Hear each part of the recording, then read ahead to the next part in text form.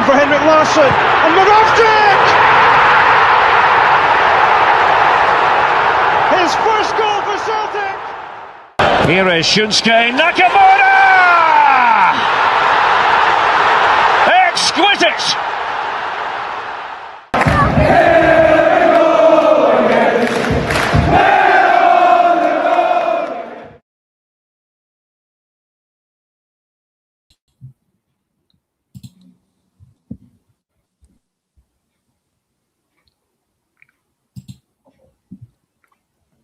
Good evening, everyone, and welcome back to the Celtic Unrestricted View.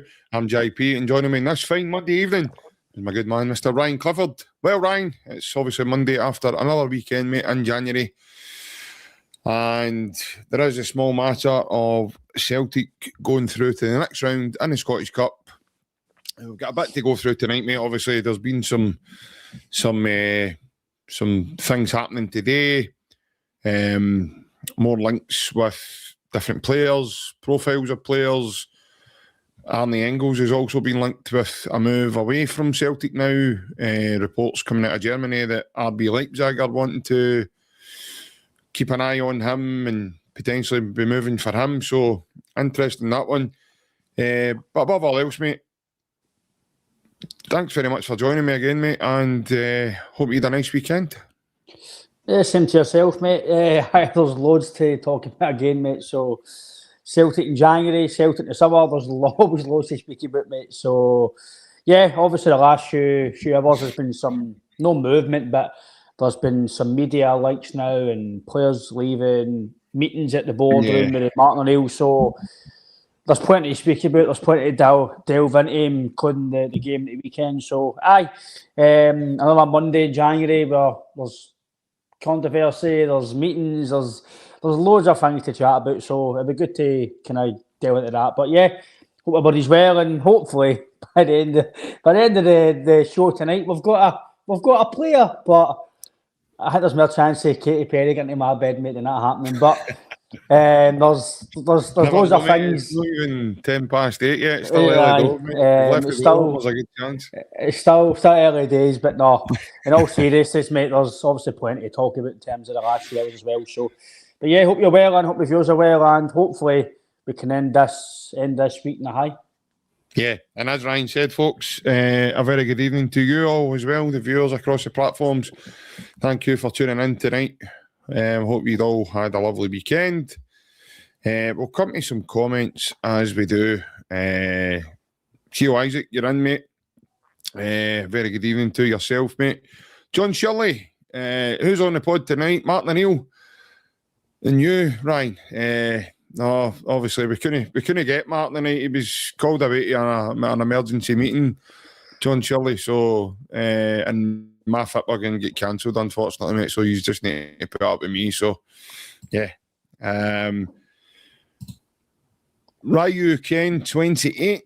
Hey lads. Good evening, pal. I hope you're well. Mark McDonald, you're in. Hail, JP, Ryan, and the chats. Jerry 31. Hail, troops. And Jem as well. Evening, JP, Ryan, and the chats. And Rubber Duck says, wake me up when the deadline ends.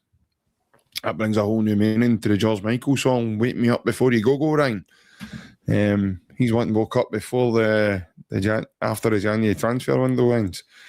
G-Doc, good evening all. Brad lads in as well. Hail, troops. Have we got any other ones? Sligo Boy says, good morning to everyone in Amsterdam and Oklahoma. Okay, fair enough. Addy says, Motherwell's just signed a striker. We've got Terrace TikTok podcast. Hail, boys. Winning is everything. Can't beat it. And another wee comment says, more links than a butcher's at Celtic than now. Not quite, mate. Not quite. I've been in a couple of butchers recently, and I managed to get into one, Ryan, at Big Peggy. Never got in and stole all the chicken chop, mate. So there was quite a bit on the shelf, mate. Aye, Date for a pie, that's what Michael Nicholson's saying, isn't it? We'll date for a pie. We'll date for a pie.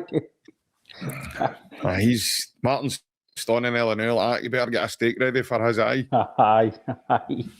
Beef him up. Beef him up. He sent that memo to Johnny Hayes because he's took on a B team role now, isn't he? Manny James, so you need to beef him up. Yeah, so obviously, well, let's start off. Right, so I'll give you the floor now to start. Where do you want to start off, first of all, to take us? Obviously, if I would just speak about the game, mate, start off for that. Are you asking me or are you telling me? I'm giving you the floor, Ryan. No, the floor is yours. I'll say we'll touch on the game first, mate. Right, okay. And then we'll go for there, because obviously there's loads to get through in terms of this meeting that's happening tonight. Yeah. There's links to players, coming, selling. So I'd probably say we could probably get the game done with first, mate. Delve into that and then go for there, mate. Fine. So fine, mate. I'll hand the mic back to you, mate. You can carry on. Well, obviously, right, so we want to touch on the game first. So obviously, we look at the game yesterday and we see the team lineup.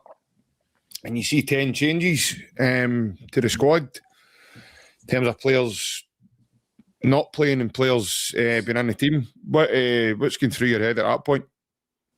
Kind of expected the changes, mate. I'd have been pretty disappointed if they didn't make changes, considering obviously, like we spoke about last week, you have to respect every opponent. And I did say with Alan the other day that you've got to respect Auchinleck as it is. You need to go in a normal game. You need to go with the right attitude.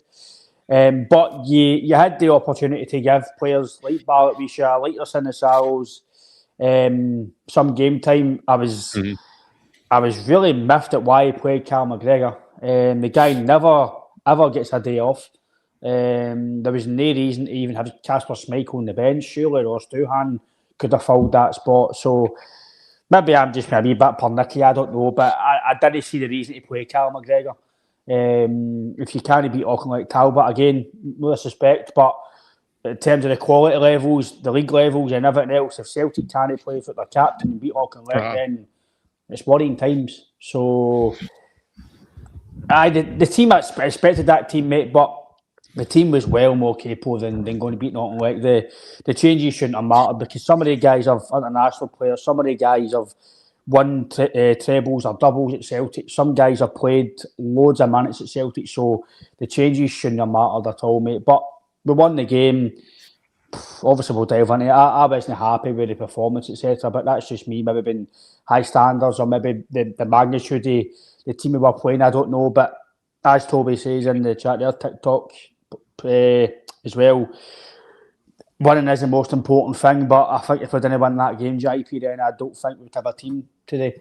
I think it would be a massive exodus in the January window because that would not have been doing well. But we won the game.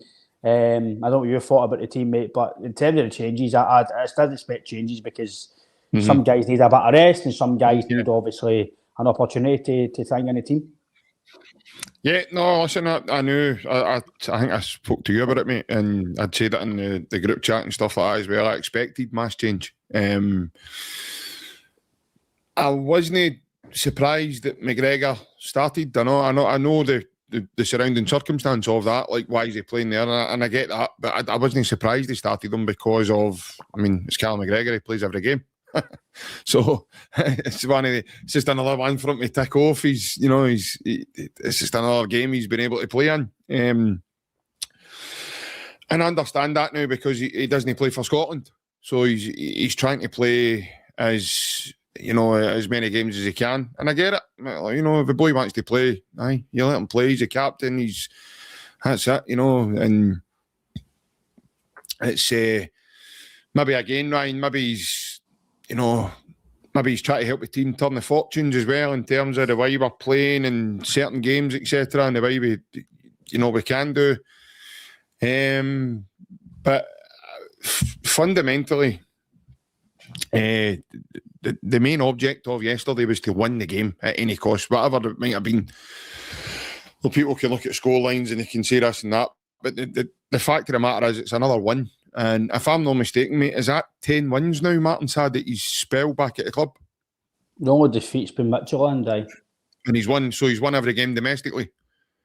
That itself's unbelievable. You know, we went through a period there, mate, with a guy.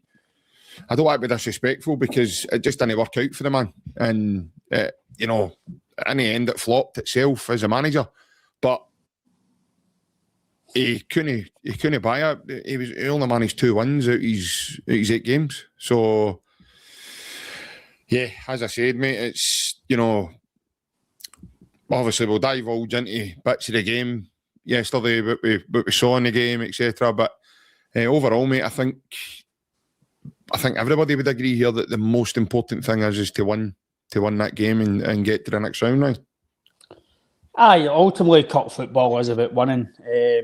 Winning any competition, if it's a league or domestically, the most important thing is to win the game, albeit performance levels, they don't always have to be great to win football games. It is about winning games, and the way we are playing now, maybe no against AUCHILECK, but in general, we want to see performances, but we just need to see wins. But like I've always said, and I'll stick by it, you can underperform for a while and still win games, but eventually it will catch up on you. So we do need to start playing a wee bit better in the league in terms of the opposition. We'll be playing Hearts, and then you've got Rangers and Bologna and Europa League. If we play like we did against AUCHILECK, we did against Falkirk, against Bologna, it will be a scrumping. Make no bones about it. So we need to step it up. But sometimes when you play a better opposition, naturally you step up because you know you need to play better. So that's just natural. But again, maybe it's just me. I don't know. It's just the way I felt about the game.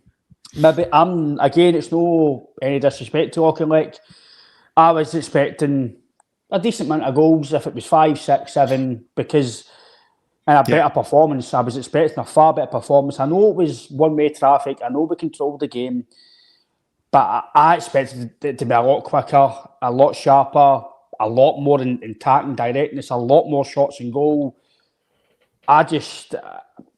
the fact that it took us to the 85th minute to really put the game to bed, just me personally, it did concern me a wee bit, because it just looks to me that all you really need to do against this Celtic team right now, without any acquisitions, is just be disciplined and just set up in a low block, and we struggle. And that's concerning me, mate. If it's AUCHILECK, Hearts, whoever it is, we just need to be better going forward. And I think once we get a striker who's a proper number 9, the wingers might be able to get that to him, and then, listen, we might fly out the traps and might start scoring goals again, and then all our worries might not go away to next year, but now we might go, right, boom, striker, 15 goals, and it might win your league. But I just expect it's a wee bit better, mate. Like you mentioned in the headline, we've mentioned Balikwisha.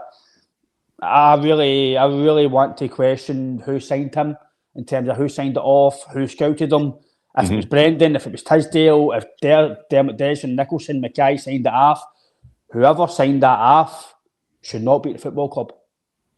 Terrible signing. He's never going to work out. I've seen enough of the guy. He's not going to work out. I don't see what he brings. I don't see what he's got. He's not got pace, full pace. He's not got a good touch. He's. By the way, he didn't stand out against AUCHILECK. Some of the guys yesterday didn't stand out. Now, see if we didn't know that was Celtic, by the way, that was playing AUCHILECK, who is, let's be fair, they're a junior team. You wouldn't have said that AUCHILECK were 6 levels above you in that game. If you didn't know who Celtic were, you went, oh, that's quite a close game, actually. It wasn't, but I just, maybe it's just me, JP, I don't know, but I expected us to be far better than we were. Ultimately, the game is to win, right? But as we all know in this chat, every single Celtic fan knows, everybody in Scotland knows, Celtic were going to win that game yesterday. Celtic were not losing that game. It was just about the performance of Celtic and how many goals we got. That is the case, right? And I was just a wee bit concerned that we only scored 2 goals. Ultimately, they are going to have a low block. They are going to try and defend for their lives. I get it. But I just wasn't impressed with performance. But as a cup game, you'd imagine against Bologna, listen, you'll be better because opposition is better. The magnitude of the game is better. You need to be better. But we really do need to improve, mate, because I wasn't impressed whatsoever with some of the guys, like I said to you on the phone earlier, some of the guys are probably went to Martin right, Gaffer, how am I not playing? Why am I not getting game time? That's why they're not getting game time, because some of the players are definitely not going to be good enough to play with us the rest of the season. And next season we need to have them, because some of them need to be called upon. But maybe again, mate, you might have different opinions. People in the chat might have different opinions, but I was just not really impressed with performance. I expected better, mate, personally. No, listen, I'm on board with that, mate. We certainly weren't anywhere near Celtic's best, and no, I totally get that. And I think you're right saying what you've said there. I wasn't worried, or I wasn't sitting at that game, watching that game yesterday going, we're in trouble here, or No. There was no point in that game. Francis Lester texted me last night, and I says to Francis on a text, I says, we actually strolled that game, but they done. Celtic just kept the ball. It wasn't like, it didn't feel like Celtic were in any hurry whatsoever to go and put a beating onto them, Ryan. It just seemed that Celtic were happy to keep the ball and just stroke it about the pitch. But I actually had a chat with my dad about this, and I says to my dad, it's not surprising that Celtic's 2 back-to-back games there under par have been away from home on terrible pitches as well. The 2 pitches have been really bad. You go back to the Dundee United game, we absolutely scalped Dundee United at Celtic Park with a totally different, setting there with our first team of players. So I think the pitch definitely doesn't help in that aspect. That being said, the players were really sluggish, really, in terms of keeping the ball, keeping the possession, players were sloppy, they were getting the ball away and stuff. But again, mate, no to the detriment of we were in any trouble. There was a couple of times maybe Auchinleck get down the wing and their crosses went wayward. There was maybe 1 or 2 get put across the box, but out with that, Ryan, I don't really remember Auchinleck really, but it wasn't like Auchinleck battered Celtic's goal, or there was certainly no. It did not feel like the night watching Darvel playing Aberdeen. You knew Aberdeen were in trouble, Ryan, getting into that game. Everybody could sense Aberdeen were in trouble. Last night was totally different for me. I didn't think Celtic were in any trouble whatsoever. You made a great point about Balikwisha. I can't really comment on the boy, Ryan, because I'm really struggling to see what he brings. I don't know what his role is. I don't know what position he plays. And I do agree with you, mate. I think it's been money wasted on a player. Now, whether that's fell on the head of Paul Tilsdale, and Paul Tilsdale's not at the football club anymore, but if that's been one of those ones that's fell on him, then it's probably hardly surprising that he's away at the exit door, mate. So, yeah, I get it, mate. I can understand, people, the Celtic fans want to see the team playing well. They want to see good football, good on the eye, etc.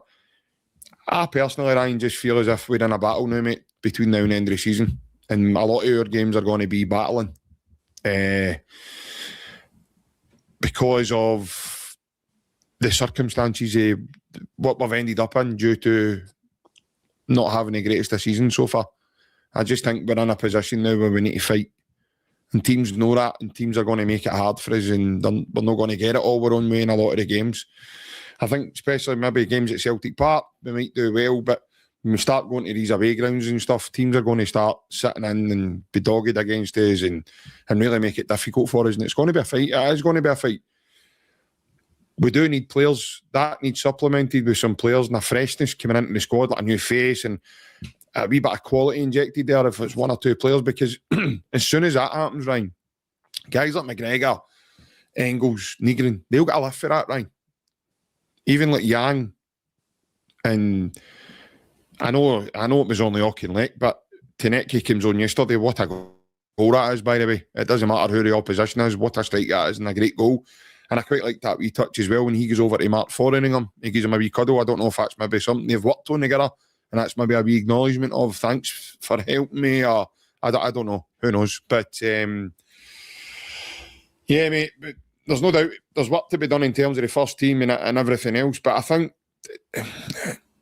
a lot of our players look battle hard.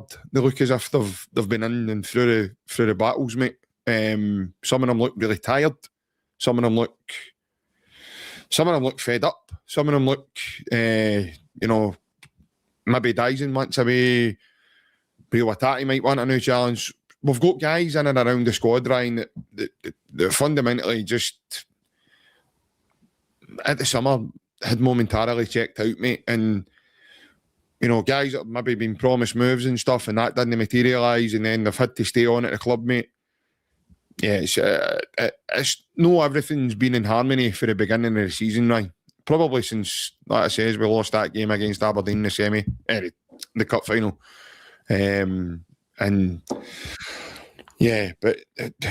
the one thing I want to touch on, mate, is the Martin O'Neill factor here, mate, because even, all you're hearing is these players aren't good enough anymore, and this guy's bad, and that guy's bad, and that guy's bad, and that guy's bad, and that guy's bad, and this and that and next thing. Martin O'Neill's getting a tune out of him enough to win games, Ryan. Now, I've always said, mate, if you win 1-0 between now and the end of the season, mate, you win a league. So, to me, it does not... To me, it doesn't make a difference whether we win 1-0 or 20-0. Because if you win 20-0, you only get 3 points, the same as you did a 1-0. So, I'm no big on performances. But it's in Celtic's DNA to perform. Because of the way, we like to play on the front foot and we like to get after teams and attack teams, etc. And obviously the managers that we've had have allowed us to do that.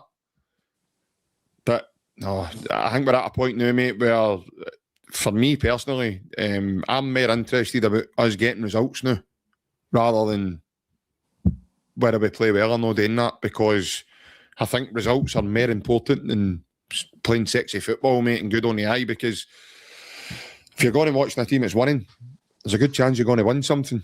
So you don't always win things just playing good football, And I used the comparison to Francis the other day. I mean, was it just last week? I think me and you spoke about this last week. Real Madrid get knocked out with a second division team, and the cups can do that to teams, mate. So essentially, last night was even more. That Celtic went through. We didn't get beat. And the way a lot of the fallout's been, in my opinion, has been as if we lost the game. Now, I wouldn't like to see what was getting said if we lost. Jesus, but I get everybody's thoughts. We all want Celtic to play well, etc. But I can't get away from thinking, mate, that we're at a point in the season where we, sleeves up and war paint on, the way we go. In terms of the league now, mate, that's the way it's going to be, especially when, as it stands at the moment, we've no got reinforcements in yet to help the team. So, like you mentioned, Martin O'Neill, Maloney and Fozzie can only do so much with this group of players. They need help. We need a striker. We need a centre forward. That's something I want to touch on. We need a centre forward. That is a holy grail of that window, mate. The players need help, because if you get competition and these guys aren't guaranteed to play, then all right, I need to up myself in training, I need to play better.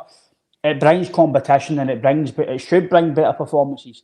So if we sign a midfielder, it should get Engels, Negrin, McGregor. Right, he's a good player, right? I need to step up here. If we get another goalie, it should get Schmeichel, Sinisalo, what even Duhan better. Sign a top striker, Johnny Kenny. I think it's right, I need to do better here. I'm not going to play now. So in terms of domestically, it's going to be like that. But just for me yesterday, considering the levels between the two teams, it's not like we were playing Partick Thistle or like United. We were playing a junior team. No disrespect to the guys, because it's still a good level at that level. By the way, I know that they're near Celtic's level, but they are a good. They are also a good side. It's a top team in a top league at the pyramid system. Some of the guys treat their bodies like they're full time. They're still very, very fit for that level. If I played there now, I'd be happy. It's still a good level to play at. But the levels considering, I just thought we were really poor, mate. I expected it to be a lot sharper, a lot better. Considering some of the guys are trying to prove a point now, you can't judge anybody. If they played amazing against Auckland, you can't judge it too much. But shows a glimpse. I didn't see a glimpse at anything apart from Konecki's goal, which was fantastic. I didn't really see a glimpse of anybody going, I want to play in this team, or I should be playing here, or this is what I've got. No, Luke McKibben wasn't great. Balikwisha, I don't want to go through all the team, but guys who maybe no start every week, they weren't great.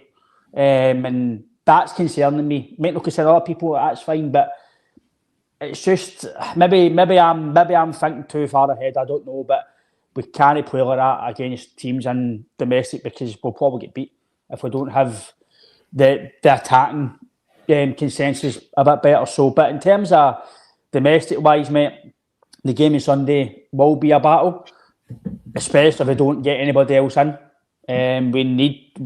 This team need help. Martin needs help. A couple of signings, right? It's still going to be a battle, mate. Aye, but it's going to be a more battle if we don't get players. By the way, it's not just about signing players here. We can go and sign somebody, but we need quality players or players who are better than the guys we've got. We can't just have guys who are squad fillers or guys just to sit on the bench. And no, we need guys to come in with an impact. I'm not going to say go and sign Scott Sinclair, but that impact we need that quality, that power, the pace that we need that. We can't just have somebody that's going to come in and just be all right. We've got to be a specific profile.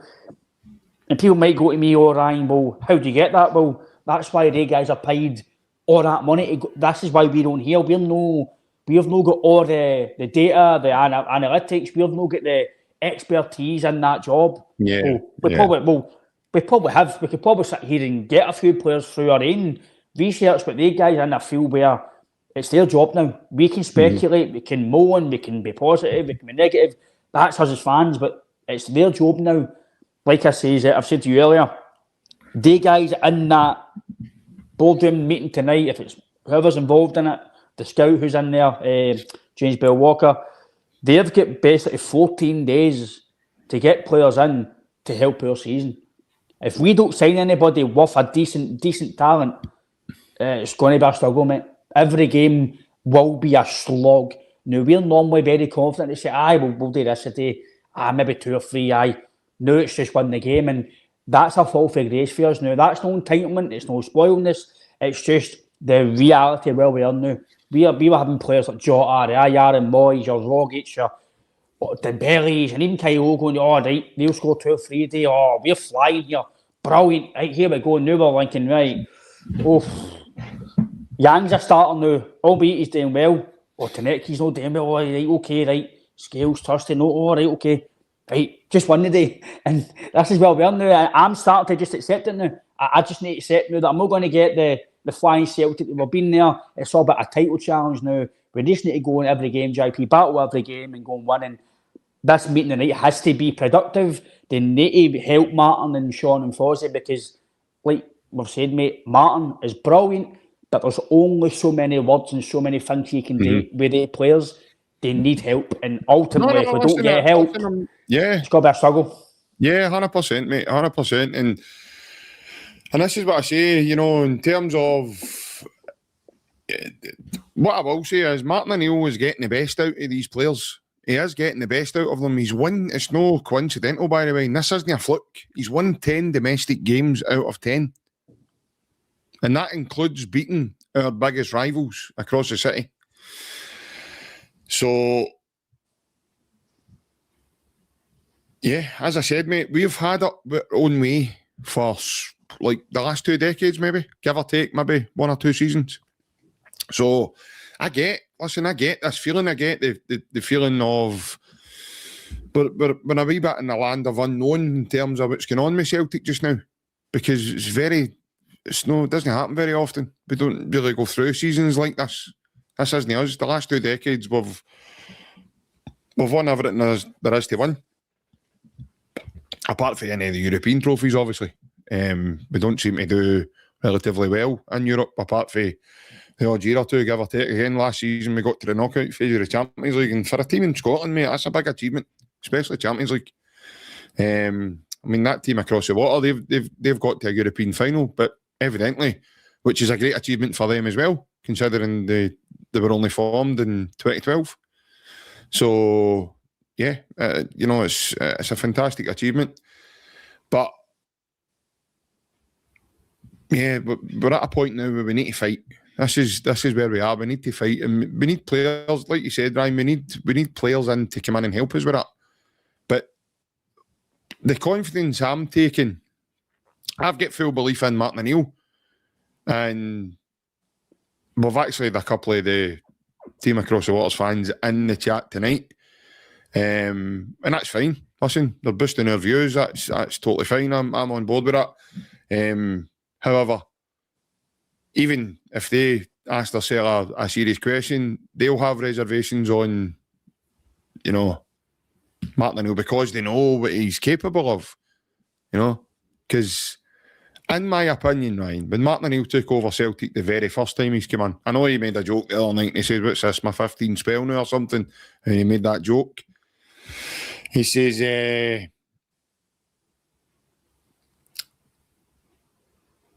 no, William. William, I was just building myself up to that, mate. I was just getting there. We have actually signed somebody, but I'm not telling you who it was, mate. That's do your homework. Disappointed in you, William. You should know that. But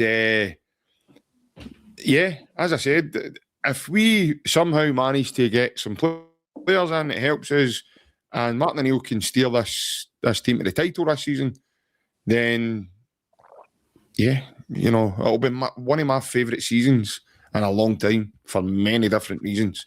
For the fact that we won it, just to see, look, there's a Real Madrid of Scottish football. They get knocked out in penalties the other night. The Scottish Cup, everybody's got them up on a pedestal. They're being championed. The Team Across the Water are being championed because they've brought in some players. They done this in the summer, and look at four of their starting 11 on Saturday was players who they brought in the summer but haven't played for weeks and weeks. So they spent 30 million quid. They've not won a game in Europe all season. So, listen, and I get it. Listen, they're having a go at us. They beat us at Celtic Park. They're having a go at us. It's not very often this happens. And I think sometimes that's just my own look at it. I think sometimes it can be healthy. And it's bringing a lot of interest to Scottish football and all with this, right? Because for years now, we've watched Celtic run away with it. And people down south have got the opinion of, this isn't fun watching us. Celtic win it every year, so it's not really fun. But now we've got Hearts now, being top. They've been top for a long time now, probably most of the season now, so far. But, we've not had Martin O'Neill all season, and we've had spells in the season where we've not been good, and we've not won games, and we've not done this and done that. But make no bones about it, mate. Every game he's come in, and he's 2 wee interim spells now, he's won. Every domestic game he's won. Doesn't matter how he's done that, Ryan. That's no a fluke, mate. When you do that 10 times, that's no a fluke. So that's... I'm just going to get back to that comment there. It says, no, you, Manichat, Ashton Nutt. If you do your due diligence, Afman, Auchinleck are a top team at the junior level, which is at the top junior level. It's the Western Scotland Premier. It's the best division in junior football. That's the truth. So I'm not saying anything that's not true. Auchinleck are one of the best teams at junior level, if not the best. That is the truth. They're just lucky they don't still play in the petrol tank cup, mate. It's all right, Auchinleck would beat them, by the way. What I've said, there's no anything crazy. That's the truth. They're the top. They've been the top junior team for years. How many Scottish Cups have won at that level? And so that's what I'm saying. In terms of the levels, at that level, they're probably the best. Between them and Toon are the best at junior level at that. So I've not said anything silly there. No, listen, it is what it is, mate. It's, certain... Some people don't see things the same way as you would, mate, and I've learnt that even doing this, and I've learnt it through years. So some folks don't, and listen, that's totally fine. That's fine. I'm not going to down somebody because they've got a different opinion of mine, and so that is what it is. But I wouldn't start having a go. Like, this is probably the last time I'm going to address your comment will get addressed for the night, right? I wouldn't be having a go at results in terms of against lower league opposition. It was only last season that Queen's Park beat yous. So let's know, at Ibrox, by the way. No just anywhere. At Ibrox. So I would start having a long look at home and think to myself, well, if I get him at tight here, that comment in itself is probably as useful as an ashtray and a motorbike, mate.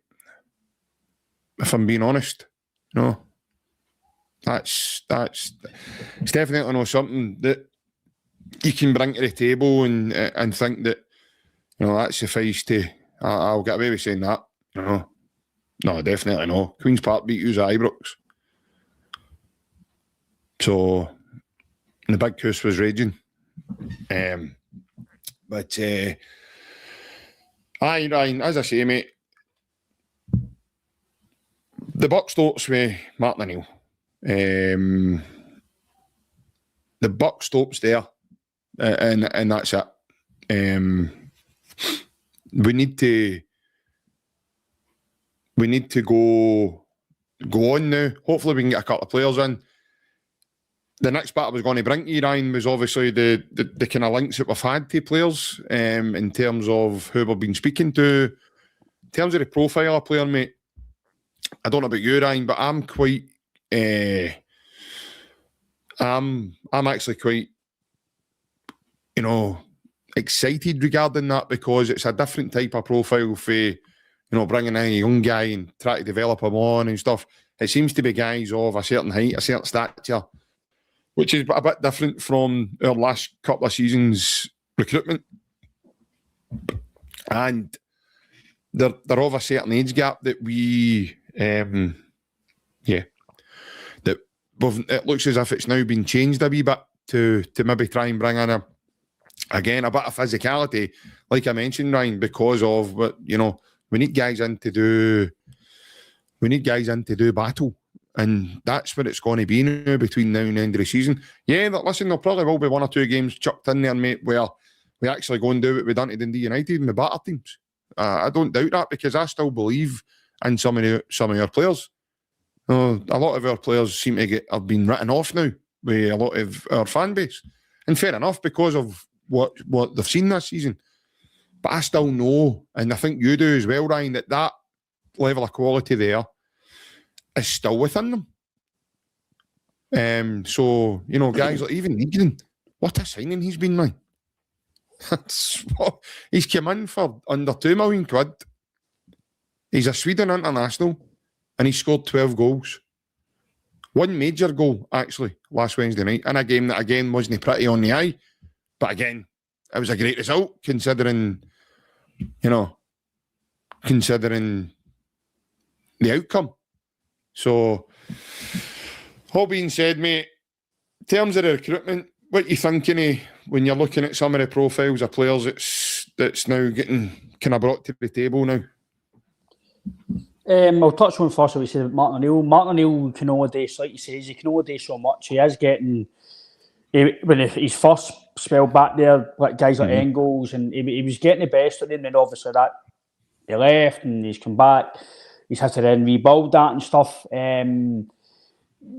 There's only so much, as we said, he can do. He has to get help, and I generally want to be I want to be dismissive of Rangers of Hearts because the way we're going now, mate. I normally would have a wee dig at these teams. I generally can't have a dig at the two teams because as it stands right now, people might say that I'm wrong on this, right? For me, right now, Hearts are still the favourites winning the league right now in terms of where they are. 6 points ahead. Right now, it's Hearts to lose. People might go, it's Rangers to lose or ours to lose, but right now, they have 6 points. I know they've just come out of the cup, so that might derail them. Who knows? Injuries. this is where they'll see how good Hearts are, how good their mettle is, if they are really going to go forward this rest of the season. Who knows? But ultimately, in terms of, if you look at the bare facts, Hearts are still the favourites to win the league right now. If we go and beat them on Sunday, then for me, I think we're then the favourites, because the momentum should then turn with us. It should then hopefully 2 or 3 players come in right after that game, if not before the game.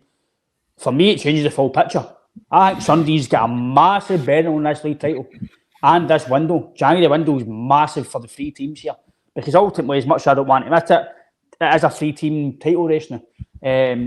People might come back to me and say, this is maybe you winning titles, man. I don't know, but it shouldn't be a man. Celtic should be clear right now. If everything was in order, boardroom, hierarchy, transfers, manager, player, everything, Celtic shouldn't be where they are, but we are where we are. We need to deal with it, and we need to battle, as you say, JP. So the players need to come in and... I agree, Francis, but what I'm saying is, if we do get 1 or 2 in, and we do beat Hearts on Sunday, sorry, is it no 9 clear? If they win on Sunday, Hearts, in it? That's right, innit, if they win Sunday? No, they're only 3 points clear as they know, they know. No, is it no 6 in it? No, well, we won our game in Hon against Falkirk the other night. No, I said it will be 9, will it not be? I don't think so. I've not played again in the league. We played in the Cup that weekend. Well, so how 6 9, 6, right, okay. It went to 3, so... Right, 6 in, right. Even then, they're still favourites, mate, if... I'll get mixed up there, sorry. If they beat us, mate, then they're the favourites. And they still are, they know. 6 ahead. So if they win, they go 9 in it. So that's a wee bit of a gap. Even if we do strengthen. Okay. So I thought that. When did Hearts play the game? They won midweek, didn't they? Oh, sorry, did. Sorry, my mistake, folks. Aye. If we hope, I hope we don't, but well, we are the new. We need to face facts where we are. If we get beaten Sunday, they go 9. Listen, it's still absolutely doable, but we bit of a gap. You don't want that. So, aye, listen, we need to win on Sunday. If we win on Sunday, I think we then become favourites, because you should have the momentum. You should then hopefully, once that's done, have 2 or 3 players come in. Because we actually still have a game in hand over Hearts then, don't we? Because they've played a game more. Aye. No, I get it now, folks. It's all right.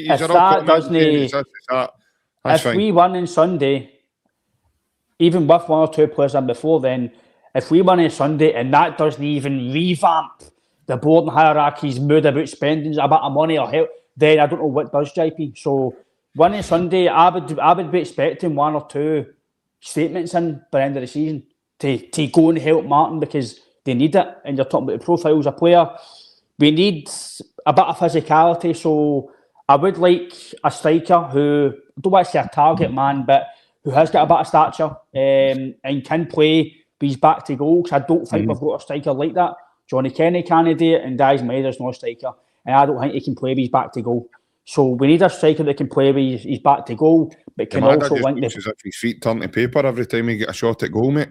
Just forget your Madden, mate. He's not good enough. Forget him. He's never going to be a Celtic striker longer term. My opinion is forget him. Write him off as a pure signing. When he was also through the goal, just for some reason his feet just turn to paper. JP, I know we don't want to be critical of players in here too much, but simple fact is he's not good enough.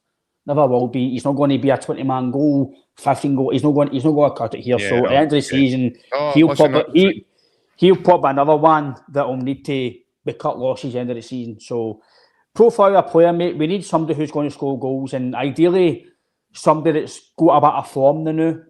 Somebody who's scored a bit of goal, no somebody who's got 1 goal in 20 games or 1 goal in 15, because you've no got momentum there. Yeah. So we really need to buy a proper number 9, mate, because if we don't have a proper number 9, ultimately we're going to struggle, mate. We're going to struggle because Daz Maeda can only do so much, and Johnny Kenny's not good enough. Yamada's not good enough, so you're left. Mate, you're left with a striker who's not going to cut it, and a guy who doesn't want to be here probably longer term. So a number 9, mate, the profile has to be a good player. It's got to be a quality player. people going to say how much? Listen, if you need to go and spend £10 million on a striker that's going to come in and score you goals and win your league, you need to do it. You need to do it. Now, JP, we cannot have project players. We can't go and sign a 19-year-old on loan just to get us to... No, we need players that are going to come in with an instant impact and come in and play, score goals, contribute. If it's defence, they need to defend, they need to keep clean sheets. We can't have any more projects. If we have one or two projects, do it in the rebuild to maybe develop. But right now, we need players who are going to come in, fit, ready to go, and go and help this team, mate. Yeah, 100%. First of all, mate, I want to stand corrected. So Celtic don't have a game in hand. We've played 22 in so far. The only teams that actually do have games in hand in the league are St Mirren and Livingston. They've only played 21. So yeah, so we are all on level games played. So if we do one on Sunday, then it'll be, it'll be down to 3, and then obviously questions get answered then. After that, if Hearts have then got the minerals to continue the they lost a penalty shootout there. You don't know, again, Ryan, you don't know how that drips into people's heads, mate. You don't know if that starts to, and they've now had some real serious injuries, mate, to some key players in the team. Shankland, Cammy Devlin, they've been outstanding for them this season, and both have now got kind of long, well, maybe slightly less than Cammy Devlin, right enough, but Shankland, I think he's going to miss a game on Sunday but McInnes was saying at the weekend there, so yeah. As I said, it's Sunday's a must-win game for us. It's a definite must-win. Make no bones about it, mate. It becomes a very monumental task if Hearts then win that game, and then it'll be obviously 3 games we've played them this season, and 3 games we'll have lost. So yeah, it's all to play for, mate. Obviously you've got 2 games now, one on Sunday, another one to play Hearts, and then the same with that mob across the water as well. So it's definitely all to play for. But I'm not sitting here. I'm not going to sit here and write Celtic off either.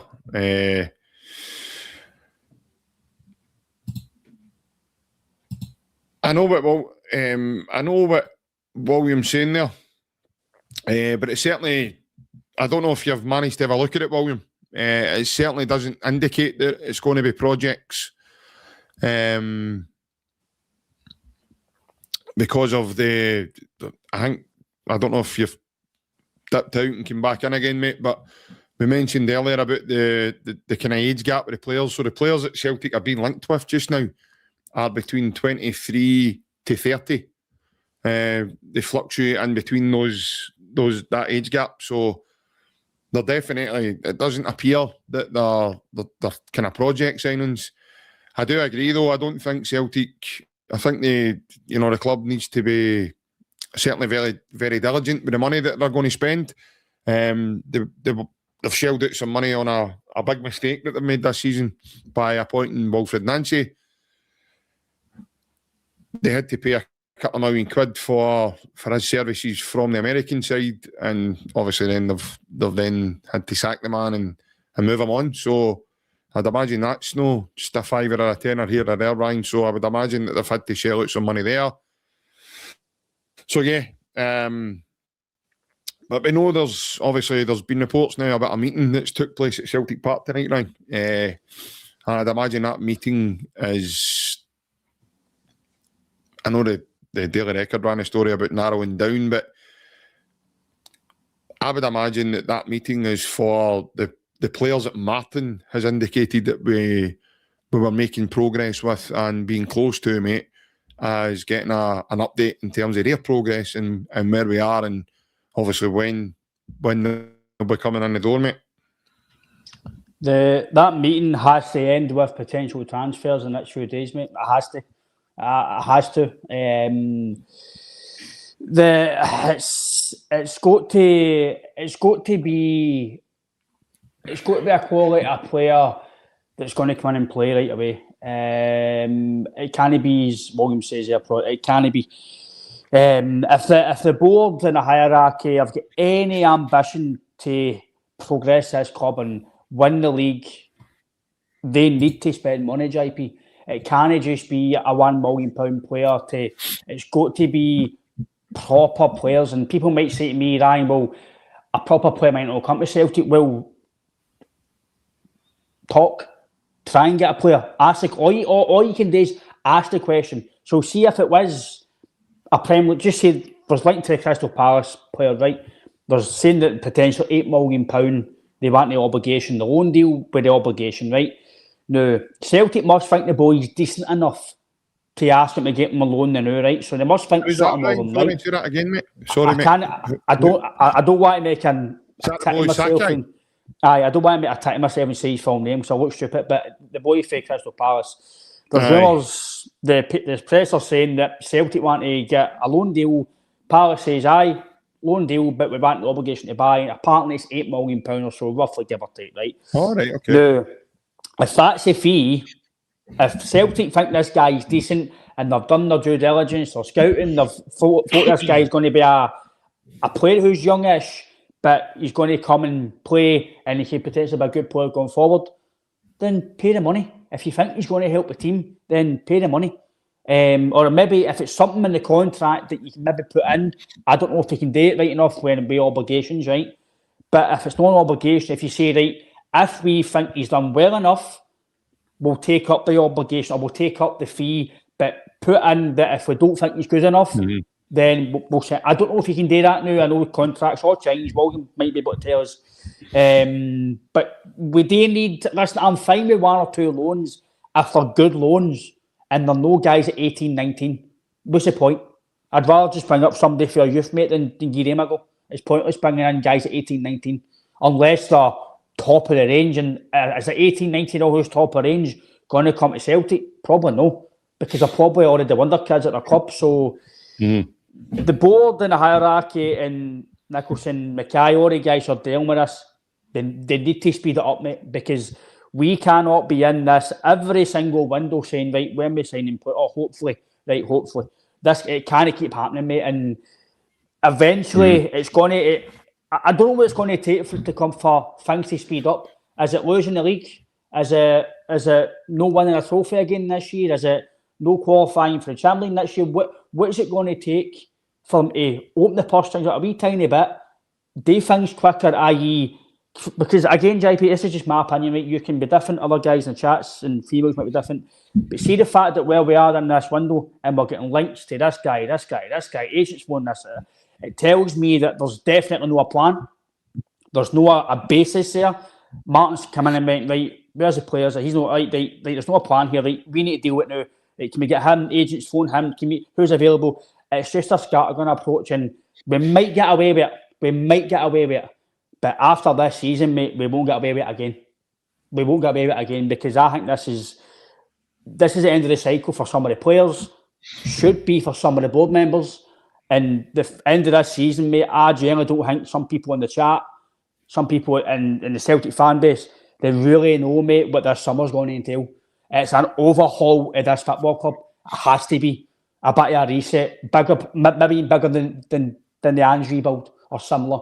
Because some of the players that want to be here, some of their cycles ended, they will need to spend money, mate. This can't, and then the summer's not going to be a 50 million job. Oh, it's more than that. Even win the league, mate, it's a proper rebuild job we've got here. And we need to win the league, mate. We need to start the rebuild now, get players in to help us win the league, help into next summer, and then we can hopefully go and have a good summer. But aye, mate, we need to get players in now. Massive impact, and that meeting tonight has to be very, very constructive and very precise, and it must end with players signing for maybe Friday after Bologna. Has to be, because they players also need time, JP, to get in. We can't just sign somebody Saturday, Sunday morning, go right in the team, mate. Give them time, because me, you, some of the fan base, we want players to get time, bed in, etc. And they're not really going to get that, are they? So, but aye, get players in as soon as we can. I get that, but the time, there's a better chance with the profile of player that Celtic are looking at just now, and we've seen them being linked with in the recent week or so, that, you know, these guys are not going to take time. They'll not need time to come in and do what their job is. You know, if it's a centre forward and he's anywhere near, you know, good enough to be there, then he'll show that. You'll see implements of that right away. That's fundamentally that's what we're trying to do now. I know what you're saying in terms of loan deals, and I'm slightly different that way with a loan deal, because I don't mind a loan deal as long as we've got the option to buy the guy at the end of it. I don't like just to taking a guy on loan and then he goes back to his parent clubs. Sometimes I understand these must, mate, and sometimes I think, yeah, and I go back to it again, there was mistakes made, and there has been mistakes made, and that happens everywhere, not just at Celtic. That happens everywhere all around the football game. Unfortunately for us, we're having to go through it this season. So from top to bottom, there's been mistakes. There's no doubt about that, mate.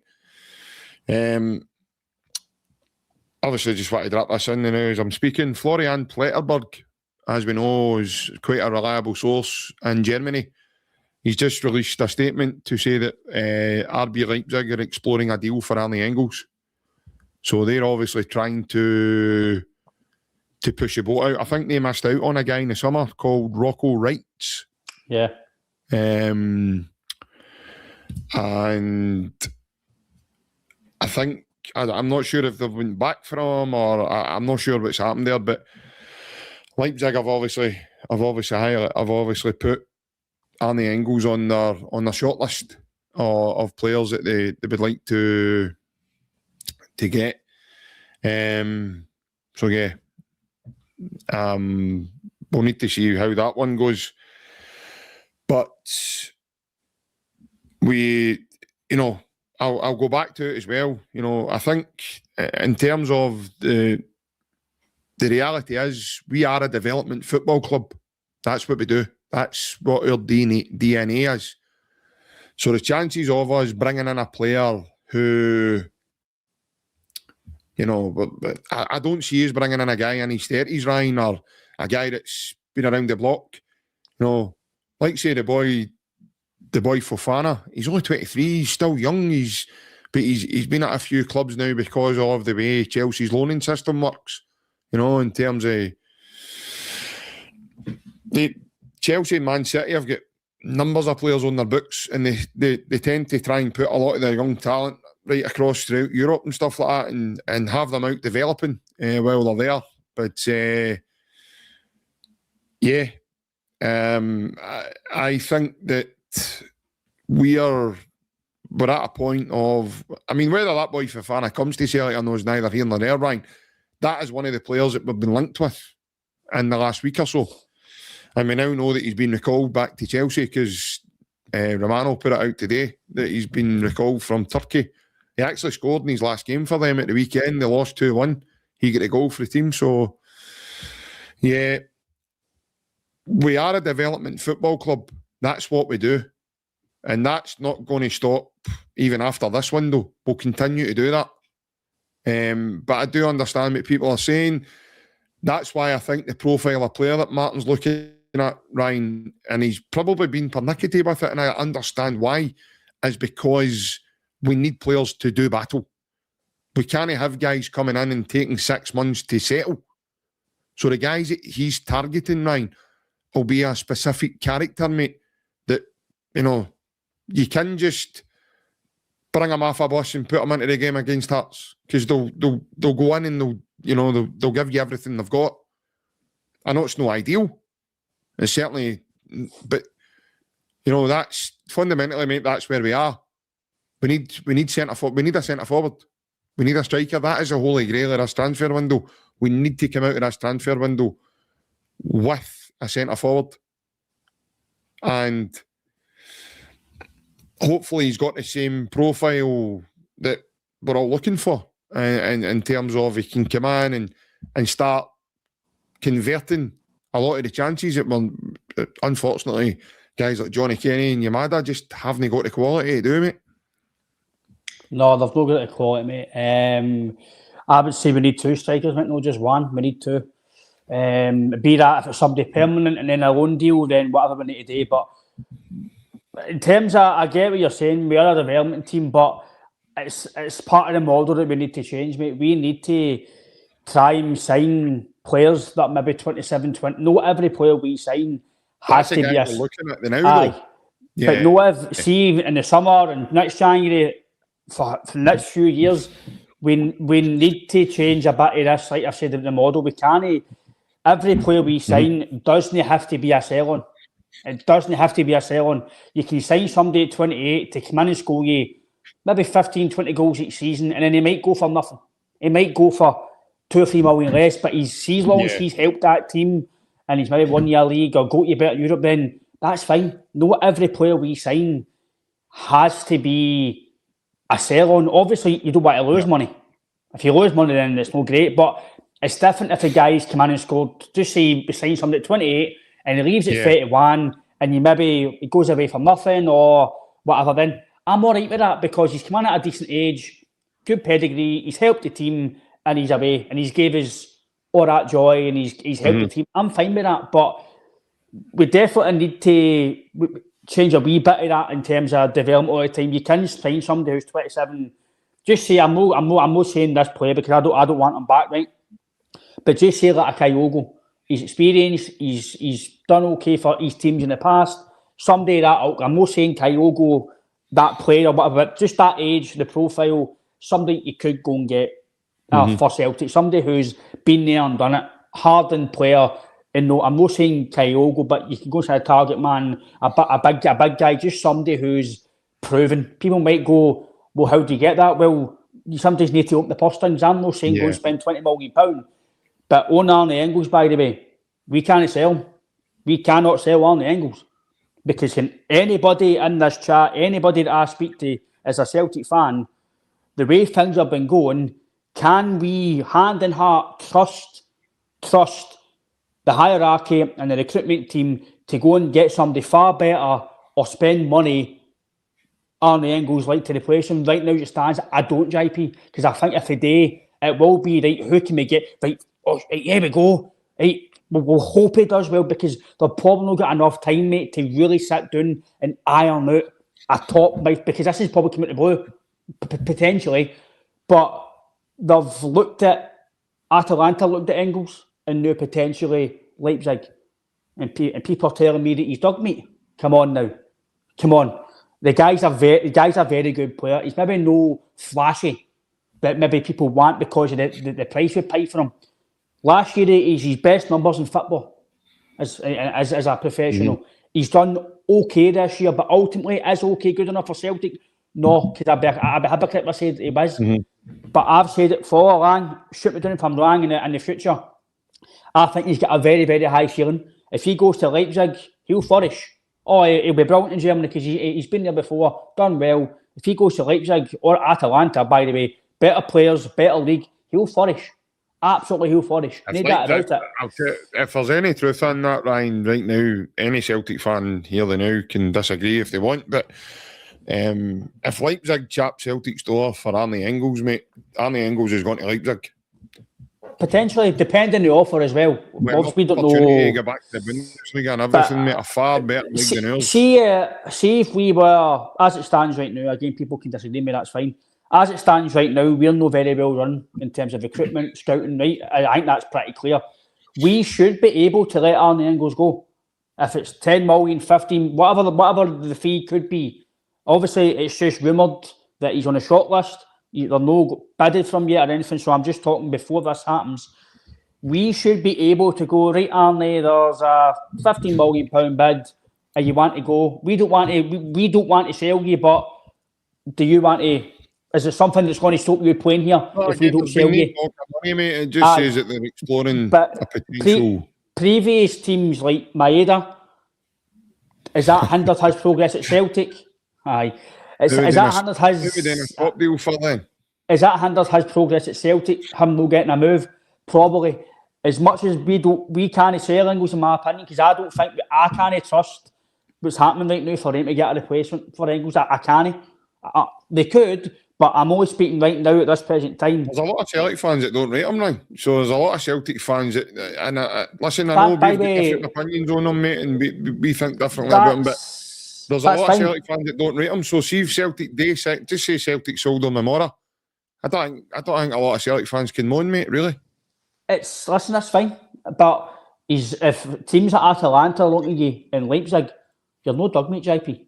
It's as simple as that. And end of the day, they guys are more knowledgeable than me. I'm just a fan. I am at play football. I might know. Right, so there's we Wally Collins put that in, right? So this is what I was going up my next statement to you, Ryan, in terms of Martin O'Neill talking about the Scottish market and could players in the Scottish market help his side now. This is a man, Ryan, who went to the Scottish market previously for guys like Momo Silla, Didi Ragat. So he's no adverse to signing. He went and done it with Rob Douglas. He's no adverse to signing guys from other Scottish teams. So in terms of boys like Josh Mulligan, we've been linked. I don't even want to say we've been linked. I've not really seen a definitive link. I've just seen people talk about Maswanisi from Motherwell. We've been linked with Kieran Bowie as well through various different social medias and everything else. So in terms of that, mate, where do you think, or what in your mind, Ryan, where do you think Neil's thinking there? Because I think that's a good point. But Scott says there about Josh Mulligan. I tell you, last January we should have signed that boy because he was better than Lyle Cameron, and Lyle Cameron went across the city, and look where he is now. He's at Aberdeen out on loan because he can't get a game. So I think Josh Mulligan's a very good player, and I think he's one of the boys, Ryan, that can be coached and developed to go maybe to a Stuart Armstrong level, or maybe even, somewhere along that line. But in terms of Scotland, Ryan, where do you think Martin O'Neill's talking about in terms of what other players come to your mind, mate, after that? It could be him. I wouldn't be paying £6.5 million for Bibby if it's me.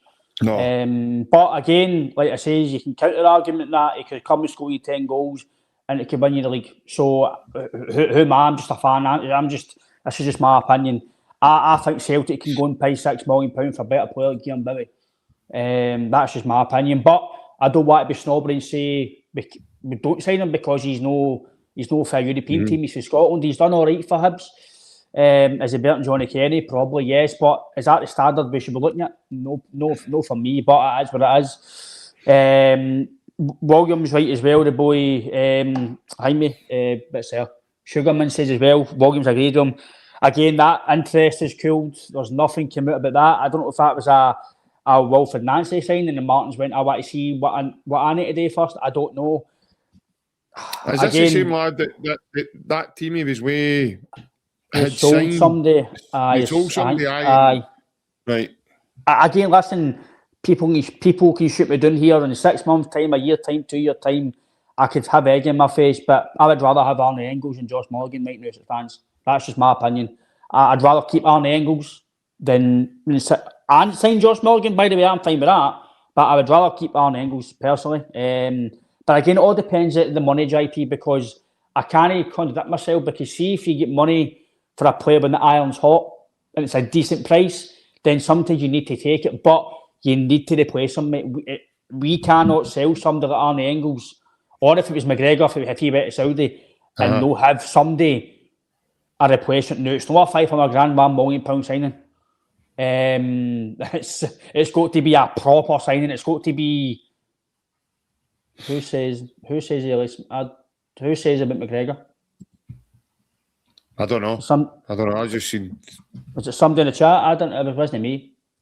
I don't know. No, if what I'm saying is, anyway, if Celtic want to sell McGregor or Engels, whoever it was, they have to be replaced. And have we got enough time to get a real good midfielder to come into Celtic? They should, like I say, see if we were doing our scouting, obviously because of Paul Tisdale's IP, right? It's a bit more than right. If we had a proper recruitment style. Can I just cut in in terms of recruitment, mate? Can I just cut in? Sorry, cut in you, mate. That's right. Off the Underside podcast, I've had Anthony Joseph on their channel. I've seen that, aye. And they've put out a tweet tonight saying that Anthony reckons that Celtic will struggle to sign anyone this window other than loans and projects. A bit similar to what William was saying there in the chat. I don't know if maybe William's seen that, and then he's obviously took that to. Again, I'm not going to sit here and be critical and bash the books. I've done it enough, right? But as somebody said in the comments earlier, we've got a nice calm wine tonight, Alex. I've told myself I'm going to be calm tonight. If we're only getting loan deals and projects, then I think if people are only against what was happening at the club right now, then I think it paints the picture pretty clear. If that is the truth, that we're not going to spend a lot of money potentially to help this team win the league, and it's all loans and projects, I think it tells you what's happening behind the scenes. And I generally don't know how anybody can say that the club's running well at the moment if that's the case. I can't. Do you think it's obviously loans because of right now we've got an interim coaching team as well, so they're trying to bring players in, but obviously I get what you're saying. You're right, but see, it doesn't matter if O'Neill's not going to be the manager or Maloney's not going to be here. The club still need to plan for the future. We can't just plan for 5 months. We can't. Football clubs can't plan like that. You need to plan for the future. So if we just say we sign 4 loan deals, JP, right? Whether they're good or no, right? And just say there's no buy option, right? That's the 4 players away in the summer. That's 4 players you're missing. Yeah, Nacho might go. We don't know if he's going to sign a new deal. Sadachi's going to go. Schmeichel might retire or leave. You don't know about other players. Johnson might go to Canada in the World Cup. They're one of the hosts, isn't they? Is that right? Am I talking Canada, right? Mexico, and America. He might go to the World Cup. Has a brilliant World Cup. Celtic might have a bidding war. Mm-hmm. And then you're stuck with Ralston. No offence to him, but he's not what we need. Julian's away back to Bournemouth potentially. You don't know if McGregor's going to continue as well. There's so many. This is what I'm saying about this window. It's the summer's going to be hellish for us as fans. I think we've got bigger things to worry about than now. Oh, no, 100%. But listen, if we need whatever loans we get, we just need to sit down and deal with it. But I think it just keeps getting loan options. But loan deals with the option to buy. I'm all right with that. But I think that I'm not going to be angry now. It's just I'm sick of just pure negative. But if this is what potential we are hearing, that they've had a year to iron out a permanent transfer for Kyogo, there's no replace Kuhn. I just don't know how we can sit and go, everything's fine. We can't. If that's what we're having today now, a club like Celtic has to just try and get loans to get us out of the line. That tells you that behind the scenes needs. I'm not saying everything has to be go to pot, but a lot of that needs to be ripped up and it needs to be reset. Right, where do we go for here now? Are League One or no? Where do we go? Is it development? Is it buying experience? Is it a mix? How do we go? Because even the academies are shambles now, by the way. Academy's gone to pot. There's nobody coming through. There's nothing. Things need to change. But like you say, bigger things is players to come in and win the league, but they need to be good loans, mate. They need to be good loans. They can't just be a 19-year-old guy to come in and just help him sit on the bench. Got to be really good players, mate. And if it means we need to go and get somebody from down south on loan, then so be it. Who's maybe sitting on the bench at West Ham or Everton?